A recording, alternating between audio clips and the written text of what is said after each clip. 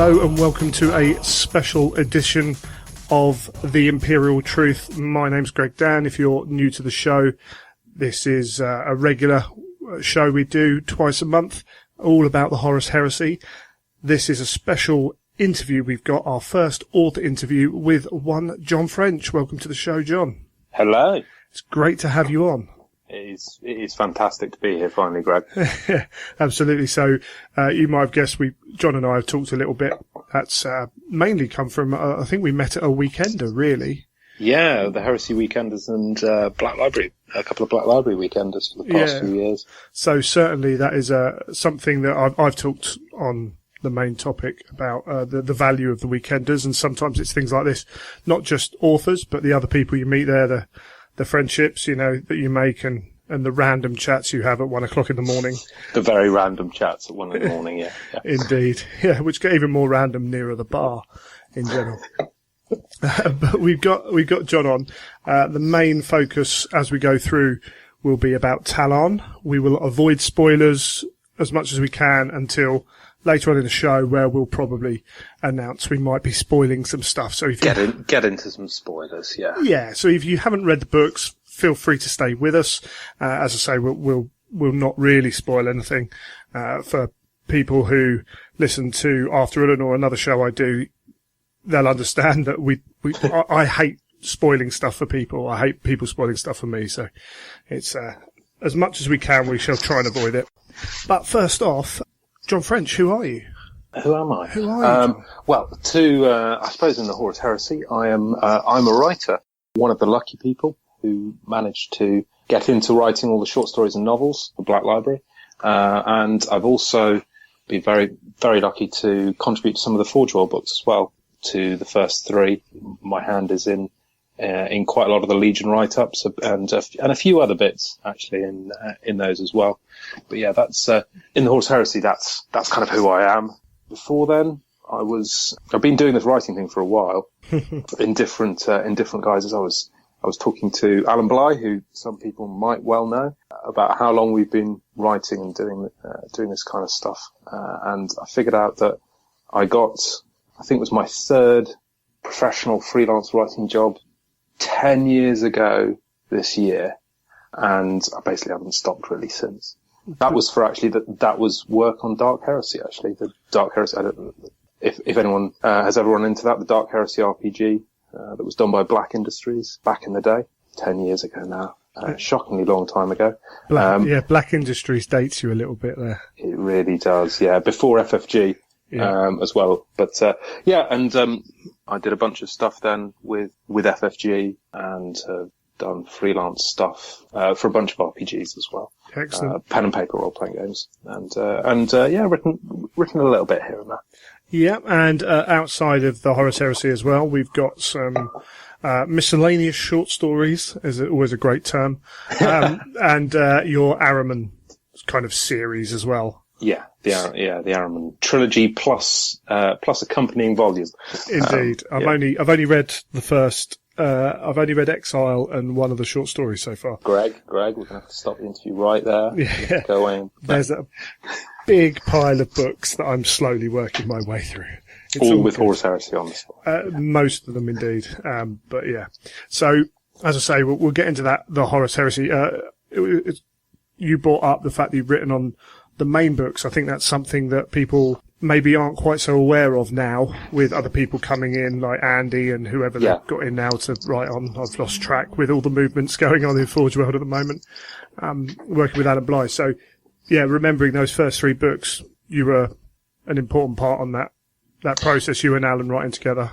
Yeah, and that was a lot of fun. Alan and I have written together and worked together for a very long time, and it was a lot of fun to do that, and we had to do it in complete secrecy as well, which was even better, so we couldn't really tell anyone what we were working on. But yeah, I did the Lunar Wolves / Sons of Horus write-up in that, and I think I did a bunch of the campaign system. That's me as well, some of the scenarios, and me, the Emperor's Children as well, I think, write-up in Betrayal with me. And then variously, I think I did the Night Lords and the Word Bearers in the second one. and a bit of the design for that. And in the third one, the Imperial Fists and File, and I kind of did some of the concepting for some of the Victory's Vengeance campaign in that as well.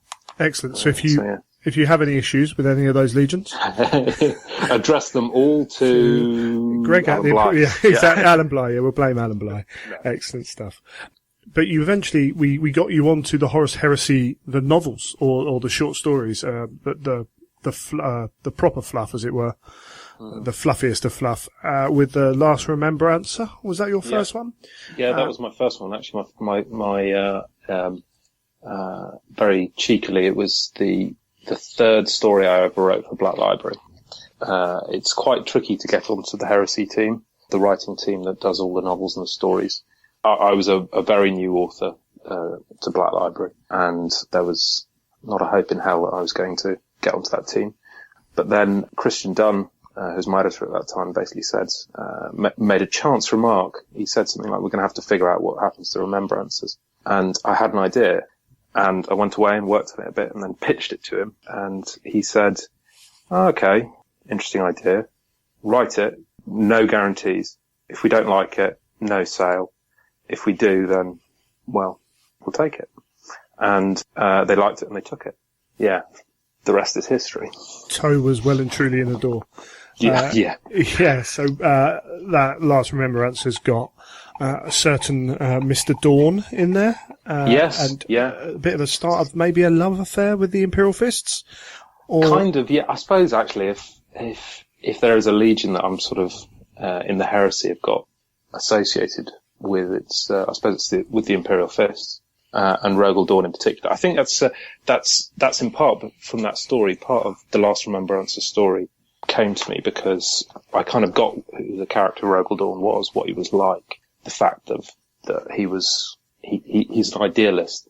He doesn't just believe in building walls and all siege warfare. He actually believes that what he is doing has a greater purpose, and he is absolute in his belief. He won't compromise it for anybody. Apart from the Emperor and the Imperium, and that's the really interesting thing about him, I think, in the Heresy, is that then you have this belief about the way that things should be, that then has to push against the fact of what's happened to the Imperium and all the other legions, and that just puts amazing pressure on his character, which he just sucks up because he's Rogel Dawn, he's unbreakable. But I kind of like the idea that he would never break because he's Rogel Dawn, unbreakable, but that it would have consequences for him as that goes on, because he would be making decisions that he doesn't want to make, putting things to one side deliberately, not responding to other things, having to make decisions that he knows are the choices between a bad thing and a worse thing, and that would have consequences for him and his legion as the Heresy went on, and then into the Scouring. I was just about to say, that definitely the consequences are not just for Dawn, very much for his legion, and that's that's you lent on that more with Crimson Fist and Templar as well. Yeah, very much stories that deal with those exact things that you were talking about, which and Crimson Fist is a bit of a fan favourite, isn't it? Got to see. Nice of you to say. Well, it is. It's one of those stories that I keep hearing people talk about, Crimson Fist, and I think partly it's the characters involved as well. Yeah. Who, again, they're fan favourites. Sigismund and Alexis Pollux. Who knew that the Imperial Fists would be favourites of anyone? But certainly we've had talk. I've voiced on the podcast a number of times. Dawn is a job's worth, and to break it down, to be very oversimplistic with it, how I feel, he's a job's worth, and sometimes you hate him for it, but he needs to be that job's worth. I don't know if he's a job's worth. I just think I'm trying to think of the best way of putting it without. Yeah, he doesn't play well with others. Certainly true. I think one of those interesting things that some of the other novels do as well is they talk about things like why Horus was War Master and why some of the others weren't. So, why Guilliman wasn't one. Well, I think one of the answers with Dawn is that Dawn is incredibly capable and incredibly loyal. but he couldn't.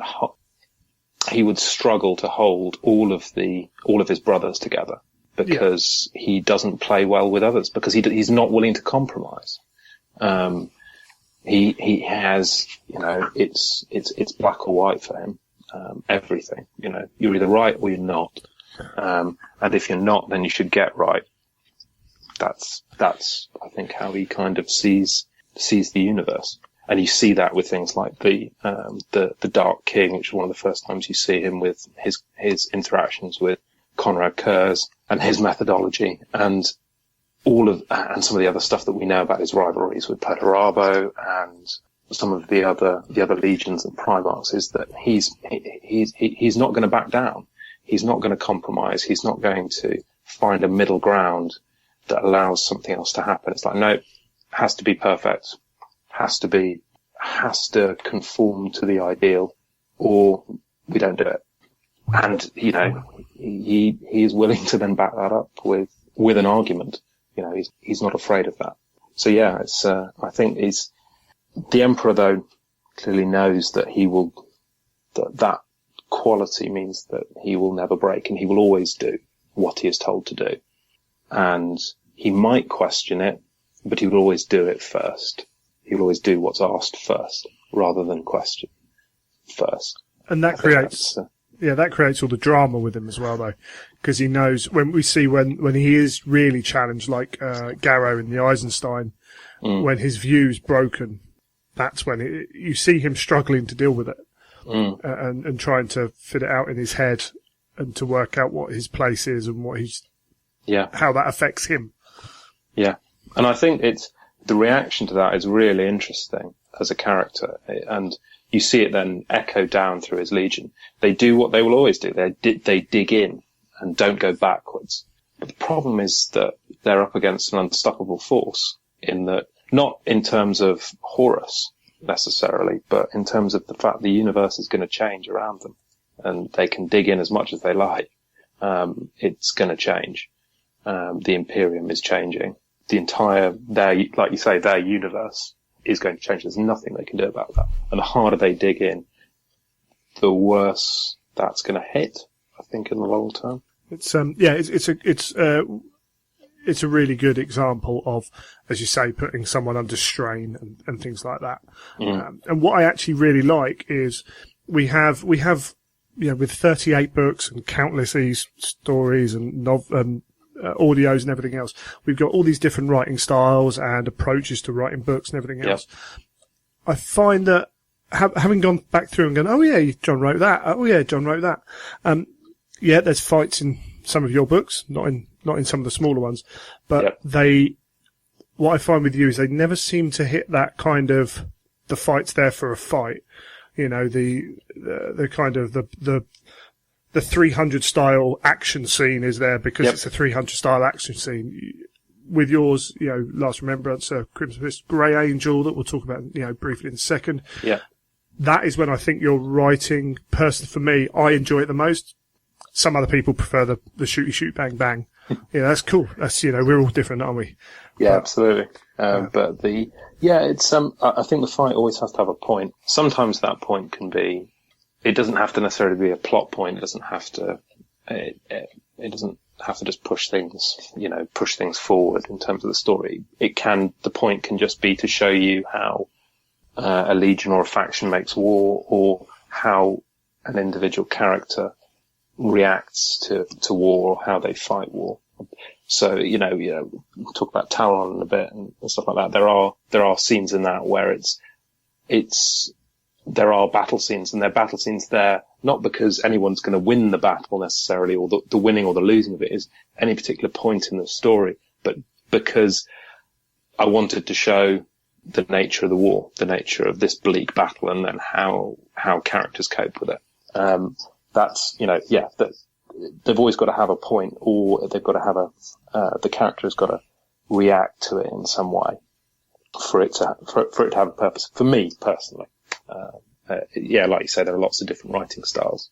Excellent. With Grey Angel, was that the first Garrow not to be written by Jim? Oh, it's not Garrow. Sorry. Knights Errant. Yeah, but it was the first Knights Errant, I think, not to be written by Jim. Apologies, listeners. Folded into that storyline. Folded into the Knights Errant storyline. Yes. We'll get into stuff with spoilers and so on. But yeah, it was the first. It was the first of those kind of Malcador's chosen Space Marines. These other Space Marines from multiple legions who all wore grey, going about doing his bidding. Yeah, it was the first. It was the first time that I think somebody other than Jim did one of those storylines. It was very deliberately actually not Garrow, because Jim voices Garrow. I would think it would be very, very difficult for someone else to step into those shoes of that character, especially now. It's Jim from top to bottom. Sure. How that's James Swallow for those who aren't as aware of the audio, because I appreciate we might have some listeners who are newer to it than others. How did that come about then, that you were chosen, or did you pitch again, or? Actually, that's one of the rare times when Black Library came to me and said, could you do a story about the Dark Angels on Caliban, and just kind of what their status is like? And we talked around ideas, and one of them was, okay, well, why don't we have somebody go and check where they actually are? Surely someone would, at this point, go and check what's going on with the Dark Angels, and who would do that. And it came down to sort of like, well, yeah, it'd probably be Malcador that would do that, wouldn't it? And so I sort of took that idea and went, okay, let's see what that would be like. And I kind of liked the idea that it was a bit like the butterfly effect, or the sort of observer effect bias that you get in experiments, almost by going to try and find out what the answer is, you tip the answer one way or another.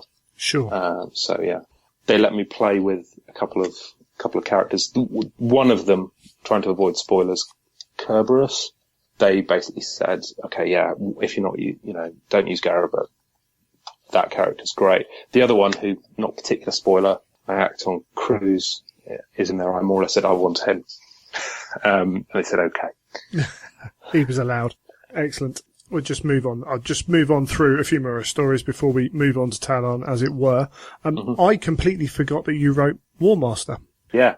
The micro short for Christmas a couple of years ago. Yeah, so this might be 3 years ago, actually. So for an audio, this is Horus reflecting, shall we say? Yep. About what's going on, and story goes from there.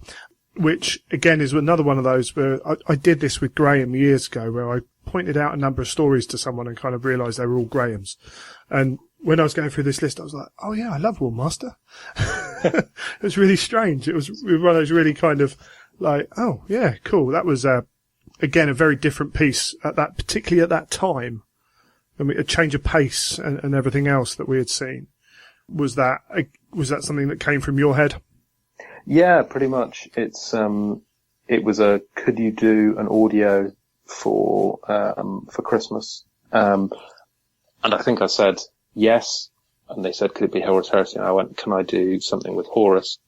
They thought for a couple of seconds, and said yes. What would you want to do? And I would say, well, could I write something about Horus talking about what it is to be the War Master? Because at that time, especially, we hadn't particularly seen him for a while, and I kind of like that. It's kind of how I do most of a lot of my writing, is to look at a character or a series of characters or a faction and go, what's it like? What's it like being that person? What would it be like being that person? So I kind of imagine, what would it be like being Horus halfway through the Horus Heresy? Of course, he doesn't know his name's going to go on it. But it's Horus, he probably assumed. Yeah. The Great War of Victory, or something like that. Horus's Great War of Victory. That what would he be thinking in the middle of the Horus Heresy? What would his state of mind be? And then just turn that into an audio, which is basically Horus talking for 10 minutes. Which is one of those things that my editors get used to me doing, which is me coming up with can we just have things like, can I just have a character talking for 10 minutes to himself? Or can I do a story which is about a knife? Yes. Yes. I would like to say that the story about a knife and the 10 minutes of Horus talking to himself are much cooler than they sound. Thank you. You can say that, you see. They wouldn't have got away with putting that on the blurb. But yeah, War Master's one of my favourite audios. And yeah, as you mentioned, a Thame. Yep. The story in the Calth thing, which again was another very different story. The story of the knife that's used. Go no further. Yep. And a travel through history of a blade. Yep. So always kind of playing around with kind of what we expect. Yeah, I always try and do. I do try and do that. It's sort of like maybe go against what's expected, and it's an unusual thing to tell the story of a knife, because I kind of like that. Though I wanted to see there was the story for those that don't know. Very simply, is for those that have read No Fear. There are lots and lots of knives on Calth that do all kinds of different things within that story, and I was fascinated by the idea of, well, how did they get there? And what would that tell you about the Horus Heresy and what's going to happen in the Horus Heresy? So it's kind of, it's 7 murders basically by one knife throughout history, going back to prehistory and then through different stages of human history into the early bits of the Imperium and bits of the Great Crusade, and then during the Heresy. Excellent. And the other thing you have done is you've written about the Iron Hands. Now, the Iron Hands for me are a struggle. Chris Wright, I love Chris Wright as an author. His 40k Iron Hands novel, every time the Iron Hands were on screen, as it were, I struggled. And I think it's the Iron Hands. Same with Nick, like Nick's Salamander work, Nick Kime, but his Iron Hand stuff, I struggle. Riven, I struggled a little bit. Keys of Hell, I thought really showed, again, this is a real study of, well, the term "the flesh is weak" can mean. Yep. Which is a major factor of these stories. I really start to look at the psyche of these guys post Isfam. Both of those, Keys of Hell and Riven, again, it's really about consequences. Can I spoiler the event at the end of the Isfam 5 drop site massacre? Oh, I should think that's legitimate. I think everyone knows point. that. Yeah. Ferrus Manus doesn't come out of that, and I thought that was really interesting, because what does that do to a legion? We were talking at the time an awful lot about the shattered legions and what that would mean, and I was kind of like, well, he failed from a certain point of view. He was weak. He was weak enough to die from a certain point of view. And he was the kind of the spiritual lodestone, the center of his entire legion. What would that do to them to have him die? And how would they react? What would it do to them? And we were talking a load about stuff that was also then used in stuff like Meduson, the Meduson compilation, and a few other stories. So we knew that there were lots of different takes on what that reaction would be by the Iron Hands, how different fragments of the remaining legion would respond. And I just really like the idea of looking at a very nihilistic reaction from them, where they basically aren't really fighting for the Emperor anymore, because for them it's kind of over. The Imperium is dead. Everything is dead. All that matters really is who you take down with you. And that kind of bitter, well, not even bitter, but dark nihilist view at that point in the heresy, I thought was something that was worth sort of digging into. But they are tricky. They're a tricky legion to write, I think, as well, in some ways. Yeah, I can imagine so. Yeah, I'd say, like, of all the stories, I reckon 60-70% of them I just haven't clicked with. And that's across different authors. So I can't look at it and say it's a writing style or things like that. It's just that legion for me. And I'm sure some people will be saying, "Oh my God." See the comment section for disagreement. Yeah. And that's great. Again, if someone gets something out of that I don't, there's probably other stuff that I'm getting that they don't. So it's all, and that again, we talked about the beauty of having a series like this is there is something for everyone. Yeah. Within that. And all of that takes us to Tallarn. Tallarn. Which... With the other Legion of Iron. Yes. So I mean, there are a number of stories. What we got? We got Black Oculus, Tallarn Executioner, Tallarn Siren, Eagle's Talon, Ironclad, and Tallarn Witness are all by you. And then we've got the other one by David Annandale, which Iron Corpses as well. And that's the whole Tallarn. God, the whole Tallarn current canon. Current canon. And this takes us from the start of Black Oculus is post the book I always forget the name of. Angel Exterminatus. For some reason, it's one of those black holes in my mind. So it takes us from, appropriate. Yeah. Indeed, from there on through the Tallarn campaign. Yep. Yeah, I mean, it's quite a big story. Was Tallarn always on the table as doing it in a different manner than necessarily one big book? It's kind of interesting, how this all came about. Tallarn was one of those things where it actually, without naming names, it moved between several different authors at one point, all with slightly different ideas.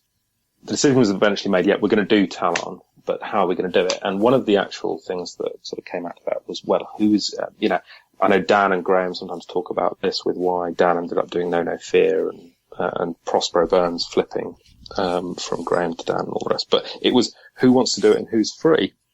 And I jumped up and down to do this, because, I remember reading the Tallarn background from the, original second edition Guards Codex. Because it had been mentioned in, previous backgrounds to that, but that was the first time it's kind of right, this is Tallarn, this is what happened there, during the heresy. And that was written, I think, by Rick Priestley back in 94, 95. And, I was like, I want to do Tallarn. And loads of other people around the table, in the writing were like, why do you want to do Tallarn? It's this other battle. It doesn't, it only has one Primarch there. It's like, I want to do Tallarn. Eventually they agreed, but I was quite keen on doing it in a different way, because one of the questions that came up about it was, well, it's very, very big. It's a year-long conflict with the largest tank battle in Imperial history. How many tanks? 10 million tanks on the surface, a million dead wrecks by the end is a hard. I read through everything on Tallarn before I got into the project, everything that existed, and it had hard numbers in it. The 5th edition Imperial Guard Codex had the figure that 10 million tanks were involved, and then another bit had one that there was a million wrecks still on the surface at the end of the conflict. So I was like, hard facts, which is great because it gives that sort of huge sense of scale. But because of that, and the original background says that, it goes on for months and months and months. It's like, it must do in order to kill that number of tanks. It was kind of like, well, how can we do this story with so much going on this world? And I was kind of like, right, well, let's try something a bit different and almost treat it like something like, World War II, where I'd take different slices into it, different viewpoints, almost like different events seen from a limited point of view, which then tell you something about the whole, but not try and do the whole conflict, because a year of massive warfare, I'm sure some people have done, but I don't think you could do in a novel. Not and keep it interesting to everyone wanting to read it. Yeah, appreciate that. And you, as you say, so we got these different stories, telling the different point of views as well, in different formats as well. So we've got audio, we've got shorts, super shorts, we've got the small novel of Ironclad. Yep. How was that a massive challenge? You've obviously done audio and shorts before. Doing it in all different formats? Yeah, having all that together, different formats and different styles. We got first person, bits as well. So yes and no. In some ways, it was difficult. It was difficult holding it all together and still making it about Tallarn and having it still having a sense of an overall story that was being told. But at the same time, it meant that I could change. I could change direction or viewpoint, or just tell a really small story in a particular way if it worked, rather than having to lap it into the whole structure of a novel, which generally just has one way that you tell a story within it. So, you tell it from a certain set of characters using a certain first person or third person and so on. Whereas I could basically choose to do one thing in one format and then another thing in another format. All to different points, which is great luxury, actually. Yeah, is that something that as an author you relish? Oh yeah, a little bit. Eagle's Tallarn particularly is very different in that it's reports. Yeah, back from a ship. Eagle's Tallarn, for those that don't know, is basically the story of a Imperial Fist reconnaissance squad taking down a traitor transporter. Macro transporter in the orbits above Tallarn. And my pitch when I was sort of pitching it was I want to do a found footage audio drama, a bit like found footage movies like the Blair Witch Project, things like that, but in audio. So it's all done via voice captures from all of the communications between the different squad members on the ship during it, and then some bits in between it, which is somebody listening to those recordings and then making observations. Excellent. Yeah, it was because I try not to listen to read blurbs or anything like that before I put the stories in. Kind of get them and just go for it. So it was a bit of a kind of whoa, this is a bit different, but it was cool. It's certainly made you think a little bit. It's not standard. Gets the brain going, which is cool. And Imperial Fist seen in a different way as well. Yeah. Sometimes I think it's easy to forget that all these legions are legions. Average 100,000 different troops, and they have as many sort of sneaky. They maybe don't have as many sneaky people as, for example, the Alpha Legion, but there still will be reconnaissance specialists in there as well as siege specialists and all the rest. So. Yeah. Fun to do that. Anyone listening to the show for any length of time will know I'm a big fan of seeing legions in their non-kind of stereotypical role. I think it's an important thing to keep alive, just from the amount of chat you see on these forums about, oh, my Alpha Legion want to do this. It's like, well, you can do whatever you want. Can I?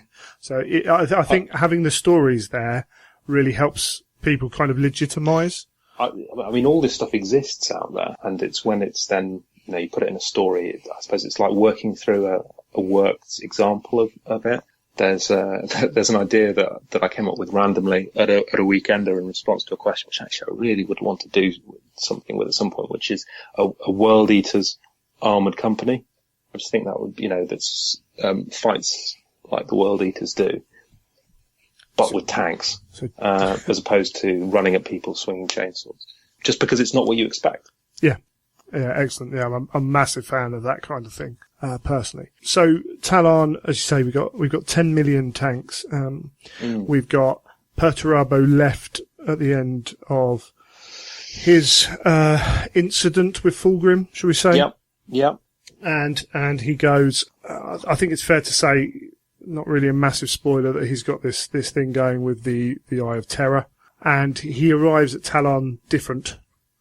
Yes. Than he was before. In particular, the book that really sort of focuses on that is Ironclad, because Tallarn Executioner obviously focuses very much on the kind of human point of view of people fighting wars in tanks against Space Marines. But in Ironclad, you get to see that Perturabo, has been changed. I think he's been changed in a few ways. Some of it is not explicit, but we'll probably get onto later on in the series. But he's also seen what chaos is now and seen what it does. He's literally been into the Eye of Terror and come out. It's changed him, but it's also changed his view on Horus's rebellion. Yeah. It's fair to say that he's not. He's 100% behind the War Master when he goes to Tallarn. It's everybody else that he's worried about. Sure. Because he's seen what's happened to Fulgrim, and he has suspicions about everybody else. Cool. And we have, again, there's a number of other people, particularly with Ironclad. We'll stay with that. We've got, I can't remember the fellow's name, from the Sons of Horus. The equerry comes to... Argonis. Yeah, Argonis comes to check everything. We have some Alpha Legion being Alpha Legion-y. Yeah. And we have the humans fighting as well. And there's quite a few little stories you've got going on there. Yeah. But one thing, kind of reflecting back on it, they all do seem to... The main focus of that is Perturabo. Yeah, it's kind of Perturabo is the Ironclad. Really, I wrote as talking about that kind of approach to Tallarn of what wanting to tell lots of different stories. Ironclad is supposed. The idea that I had was to write the secret history of why the Battle of Tallarn came out the way it did. You know, to show all the things that happened that led to its conclusion, that led to the Iron Warriors leaving prematurely and losing the Battle of Tallarn, why that happened, but all the reasons that you don't know about and that history doesn't remember, that kind of the equivalent in World War II of the Enigma Code, this thing that actually had a huge influence and probably won the war, but that at the time and for decades afterwards no one knew about. And it's kind of like that. It's there were two questions really that I wanted to answer, which was why are the Iron Warriors there and why did they leave? So it's really the story of that. And those questions kind of orbit Perturabo because he obviously is the person that's decided to be there. He's the person that decided to bombard it and then to prolong the war into this huge conflict, which just sucks in more and more resources. And why on earth would you do that? And the second bit being then why, having done that and spent all that resource, would they, having taken a battering and being in a very difficult strategic position at the end, but still, why would they, being the Iron Warriors, then leave? It's answering those two questions was sort of the point of Ironclad. Sure, and this is the Iron Warriors at the most Iron Warrior-y, as it were. In the maths, war by numbers, war by maths. Yeah. You know that it's application of force until the enemy break. Which it was great having this off the back of Graham's work because I felt, you know, my previous Iron Warriors kind of interaction was seeing the bloke at the club with his 40k army who was allowed to bring 4 heavies support choices, and that was his reason for playing Iron Warriors.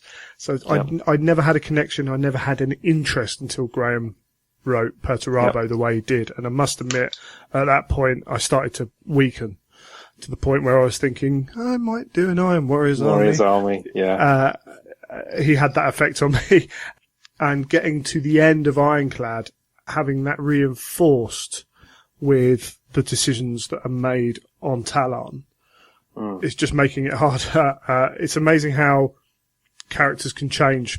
Your interpretation of them can change so quickly off of effectively 2 books. Yeah. Did you talk much to Graham before writing this, or was this an easy place to go from? We did actually. We talked a fair amount. We went to, we talked a bit over email as well, but in particular we went to Black Library Live Dublin about 3 years ago together. We flew out together and then flew back. And so we spent quite a lot of time in the pub on the way back talking about the Iron Warriors, where they were at, some of the ideas that went into Ironclad, some of the choices and consequences of Ironclad that are in Ironclad. Yeah, we talked quite a lot about it. It was good. It's that type of collaboration is part of the funnest bit of writing the Horus Heresy. Excellent stuff. Because it was quite a long time. I think we were under the impression, or certainly I was, that Tallarn was going to be like a 3-book set. Were there changes within the series, or was that a misunderstanding? Originally, I think that was kind of the plan. Was that it would be 3 fundamentally different points of view, which they all of the story ideas happened across certainly Executioner, Siren, and Ironclad. All of the ideas that I had got in there, but yeah, they came out in a slightly different way. Ironclad was a lot longer for starters than it was going to be. Is that? I mean, are they just the things that you're going to get when you're writing tie-in fiction? Are they constraints? Well, not constraints, but are they just approaches that are passed down, or was it a writing thing? Quite a lot of it was a writing thing, to be honest. It was how many stories are there actually here that are compelling based on characters and their place in a world rather than trying to give, sort of broad information, just, dump information on people. And that was part of it as well, is that Executioner came about really because I had this question, which was, how did Tallarn come about? What was it like? Those are the two questions that really make that story in my head. Ironclad was, again, those two questions of why did the Iron Warriors come there and why did they leave? Siren answers the question of why the reinforcements turned up on the Loyalist side. And kind of for the third one, I had a vague idea, which the bit that was supposed to come in the middle there, which was going to be more focused on some of the Alpha Legion stuff, but all of the ideas ended up gravitating towards the themes of Ironclad, why they were there and why they left. So it's kind of like, this is really one story seen from different viewpoints rather than something that could be split across different books. Cool. Well, let's delve a little bit more into that briefly. So here's your spoiler warning for the next 10 minutes or so. Full spoilers. Yeah. So we'll give you a couple of seconds to pause it and go away, and so we don't ruin things for you. So was the idea of the weapon, the thing that Perturabo, was that the initial idea you had for Tallarn? What, the cursus? Yeah. Yeah, I mean, it in some ways it all comes back to that second edition Imperial Guard Codex, where later in the 41st millennium they accidentally dig it up, this black ring of rock underneath Tallarn, and find it and go, oh my god, and then the Iron Warriors turn up again, and so do the Eldar and a lot of demons and everything. And from what I remember, I think there's even a name for it in that codex, which is something to do with like the pathway of the gods or the key of the gods or something like that. And what it exactly isn't 100% clear, other than it's a very powerful chaos artifact.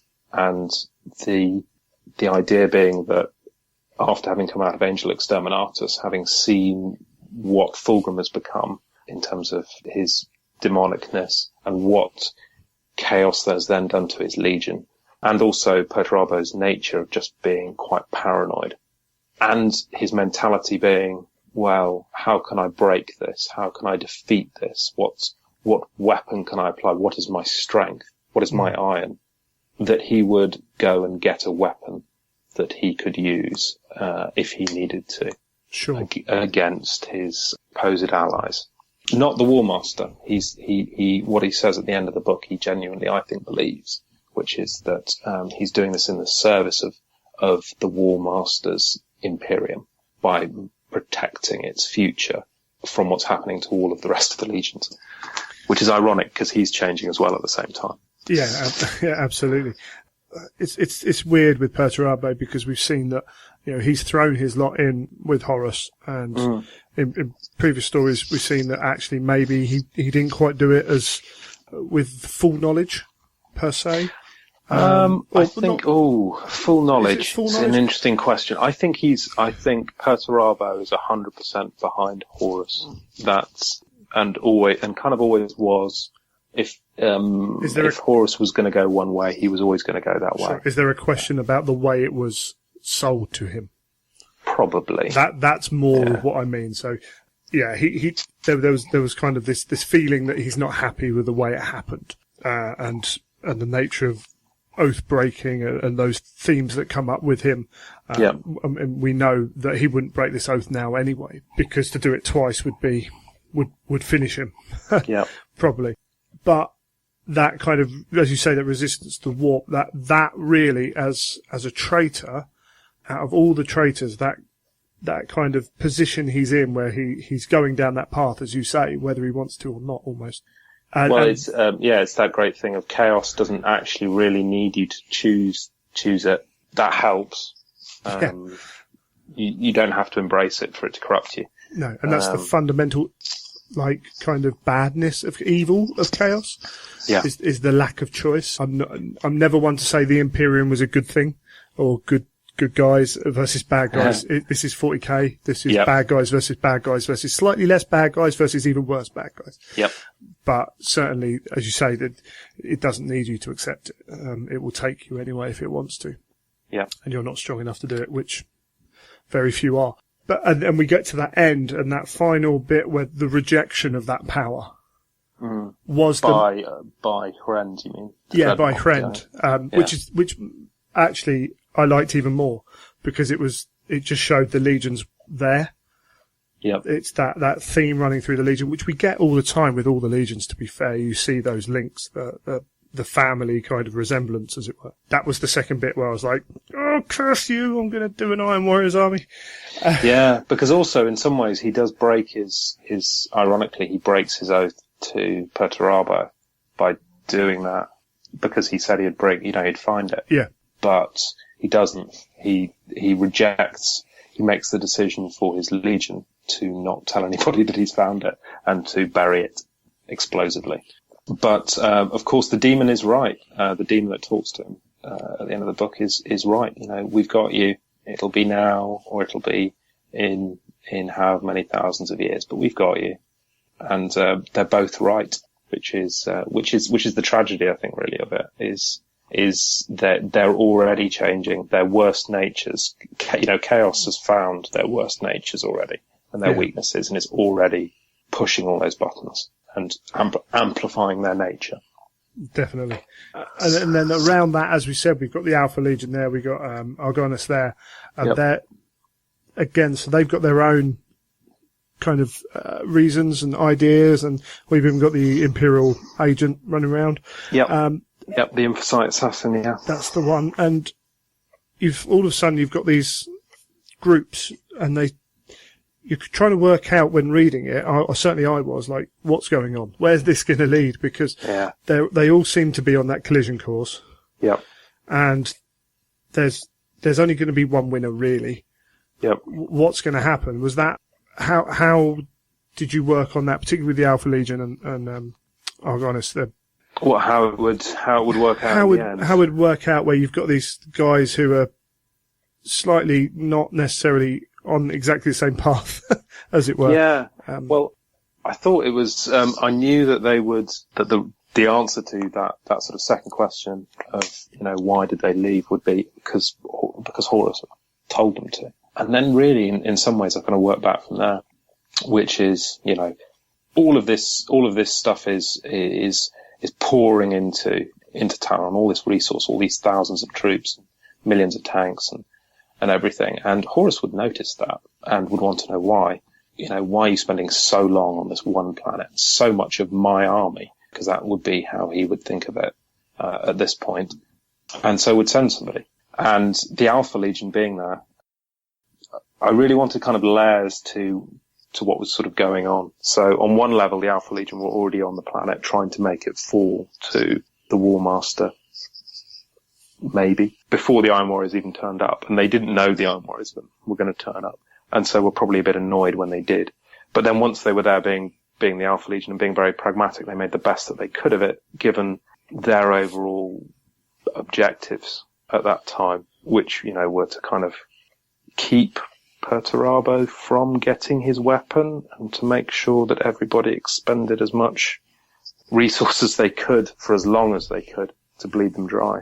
But on the sort of flip side of that, I also thought, well, technically in Horus's mind, Alpharius is his guy, is his spy master, is his is the legion that has this most unorthodox way of working. He would totally sort of give the keys to some of that resource to his emissary, go here, find out what the Alpha, if you need to, the Alpha Legion find out use them to find out what's going on if you need to. Sure. Yeah. And then we see at the end there that maybe there's not, some differing views on the approach to maybe the Alpha Legion not being as forthcoming as they should be to absolutely. The Alpha Legion true master again completely for their own purposes, because that's the Alpha Legion will always go their own way, even if they're ordered to do something, and even if they go and do it, that's only because they will have chosen to do it. I suppose they're a bit like cats in some ways. Oh, the memes. Yeah. So, which is great as well with stories like Seventh Serpent and things like that, where we're really starting to question the Alpha Legion. Then all those little bits and pieces can add into that. And certainly when we do our book reviews and things like that, we can overanalyze every aspect of that because you can with the Alpha Legion. You never can overanalyze the Alpha Legion too much. That's In some regards, you spoke earlier about the Imperial Fists and representing them differently. Was it then a conscious effort to have them at Tallarn to show that, and the White Scar we have at the end, and the Iron Hands, and and everybody else. I think it was also because I wanted them there because for two reasons really. I would actually, if I could have done, I would have put in a lot more, shown in a bigger way, a lot more factions. I mean, because I mentioned, that one ship turns up and I forgot what it's called. I think it's called Sword of Caliban. Sorry, invented a lot of ship names when you're writing there, Horus Heresy. Which is, there are some Dark Angels on there as well, and probably goodness knows who else. Maybe not tons of them, but 40 guys, 100 guys. So the reason why I wanted to do that was to show the size of the conflict. You don't get to 10 million tanks from one legion being there, and the resistance on the other side. You just don't reach those numbers, even if you were very generous about the size of the Iron Warriors at the point they got to Tallarn, and then gave every single individual legionary a tank. You would still not reach even the number of wrecks on the surface. And likewise with the Loyalists, how are they going to, where did they find that number of tanks? So I wanted to show that this was a conflict that pulled in lots and lots of pieces of loyalists, in particular sort of disparate pieces of loyalist factions, and also then on the traitor side, on Perturabo's side, that he was just pulling down huge amounts of man and material to wage this war. Titan legions, night houses, mechanicum stuff, tons of it. Bits of Imperial army that were oathed to him and to the War Master in, thousands.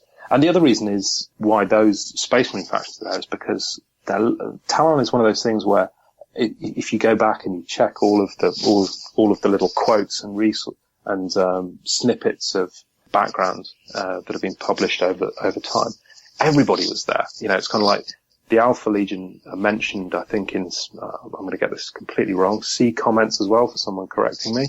I think it was in Space Marine, where the Alpha Legion are just off the cuff mentioned as being there. Then in one of the articles on the Predator tank that were published a decade and a half or so ago, it says that the Iron Hands were there as well. And, and all these little bits. So I wanted it all to be true.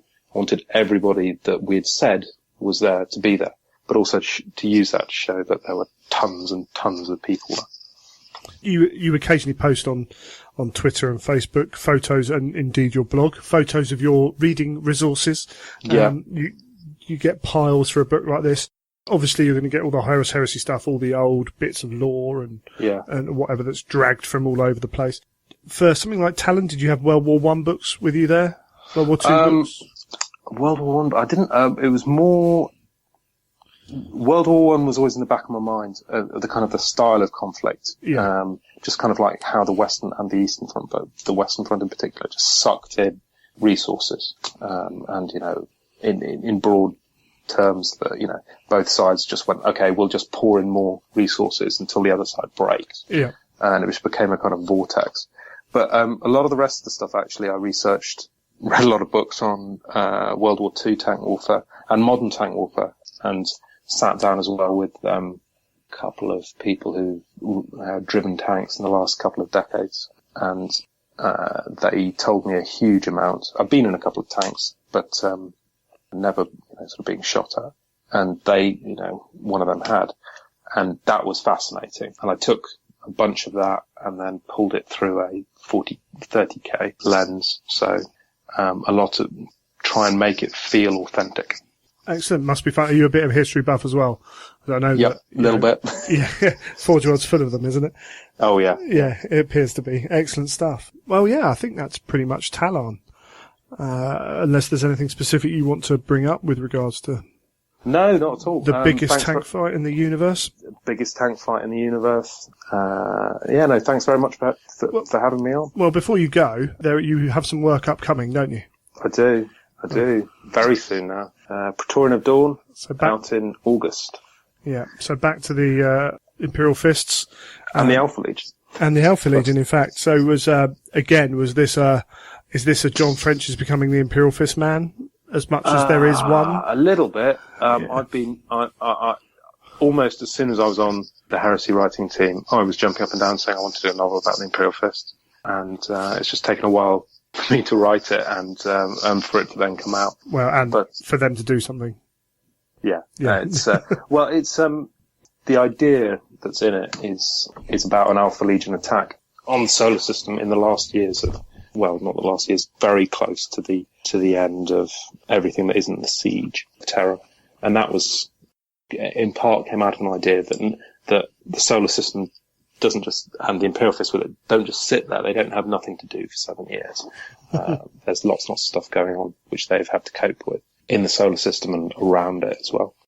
I love questions to start books, and the question that really sort of gave rise to this was, if you're the Alpha Legion and you, slight spoiler I suppose for Legion, if you decided to join the traitor side before there was a traitor side, about 4 years or so before Istvan, and you're very, very sneaky, why would you not have made plans and put things in place all over the place while everyone thought you were a friend? Why would they not have done that? And if they had done that, what would that mean for something like the solar system and Terra? Yeah, and we got an amazing cover that was showing a Warhammer Fest of Dawn and Alpharis, Omegon, maybe an Alpha Legionnaire, an Alpha Legionnaire with a spear. Yes, in combat pose. So another Neil's just. Oh, never misses a beat. It's amazing. And Neil's absolutely phenomenal. And when I first saw it and we showed it at Warhammer Fest, I think I leant over to Jim and I stole the comment I made, I think, for a tweet later on, which is he's done that thing with his talent and skill again because, it's jaw drop. Yeah, it's every time. All the things, you sit there and think you've seen him. Neil's done the Heresy, and yet he surprises you with something. Yet again, which is really good. And beyond Praetorian, is there anything you can talk about, or is that all? There's nothing I can talk about, but there will be. We'll be doing some more Heresy stuff. So always good to hear in novel format before we hit the big end of the movie. Excellent stuff. Well, it's been an absolute pleasure having you on. Cheers, Dan. Likewise. Hopefully, Greg, not Dan. That's quite all right. I've been called worse. We'll have to get you on again at some point. That would be awesome. Brilliant. Thank you very much, John. Cheers. Okay, well, I hope that was as fun and informative for you as it was for me. Once again, thanks to John for coming on, and thanks for GW for allowing him to come on, because 6 months ago this wouldn't have happened, but we're living in a bit of a different time for GW at the moment, moving forwards. I've been in the hobby since about 1992, and this is probably the most exciting time that I've experienced in that hobby. So, it's good times, and let's keep going. That's what I say. If this is your first time listening to an episode of the Imperial Truth, we are a 30k twice monthly podcast. We cover everything 30k, from books to rules to independent events to painting, and we come out about the 15th and the 30th of every month. My co-host Neil couldn't be with us today, but he's on, almost every week, and he's a Golden Demon winner, so we can certainly get into that side of the painting with him. I'm much more of a standard kind of tabletop painter, but I love the fluff, fully up to date on the Heresy, and we both love to play the game, though maybe not as much as we would like. And I'm even running an event in August this year, so we've got that side of it as well. Plenty to talk about. Getting plenty of guests on, and as you say, and no aspect of the hobby is really off bounds, so we are looking to talk about it all. The best way to get hold of the show is through subscribing via iTunes or via your podcatcher on your phone is the best way of doing it. Look for The Imperial Truth, or you can always come to theimperialtruth.com and do it that way. If you do want to contact us to ask us questions or to get more involved, then there are 3 ways really, best way to do it. Email greg@theimperialtruth.com. We have a Twitter handle for imperial_truth. And we have a Facebook group and a Facebook page as well. So the group's all about us putting notifications out. The group is to bring together like-minded heresy gamers to share what they're up to discuss armies and things like that, events like that. So feel free to come and join any of those. You're more than welcome. The best thing about this hobby for me has been the people you meet and that kind of stuff. So, things like that Facebook group where people are coming together, chatting about things they like, that's really where I feel this hobby shines. So that's why we set it up. Feel free to come and join us because I, for one, know that I get a lot out of that. It's absolutely brilliant. So once again, I hope you enjoyed and maybe you'll come and stay with us and listen to a few more episodes. But until next time, you have been listening to The Imperial Truth.